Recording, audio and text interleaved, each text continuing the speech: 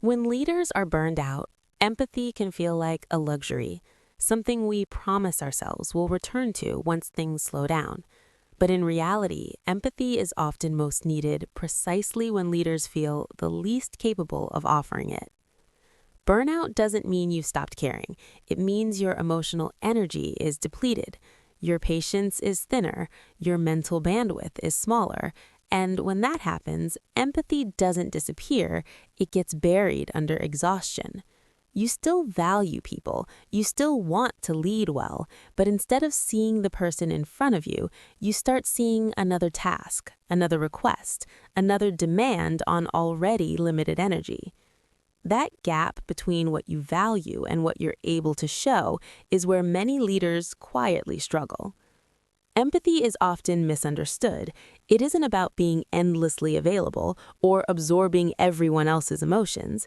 Empathy is about helping someone feel seen, heard, and understood, even briefly, even imperfectly.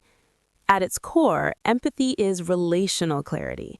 It's the ability to acknowledge another person's experience without rushing to fix it, minimize it, or move past it too quickly.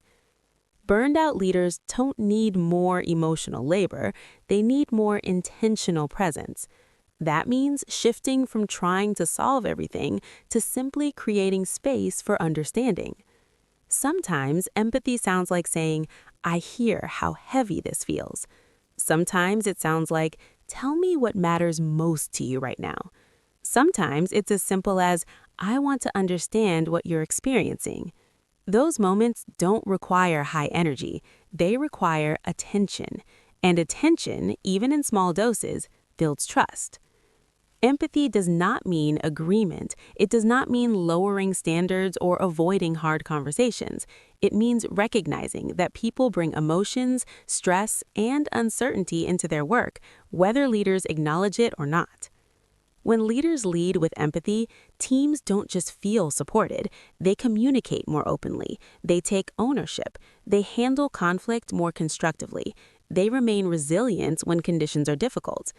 Even when a leader is burned out, empathy keeps psychological safety alive, and psychological safety is what allows teams to function, not just comply.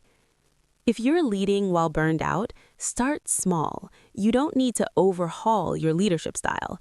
Take one conversation today and slow it down.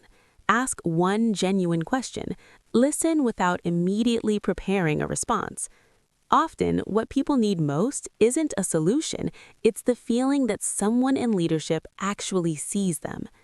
Burnout doesn't erase your capacity for empathy, it asks you to practice it more deliberately.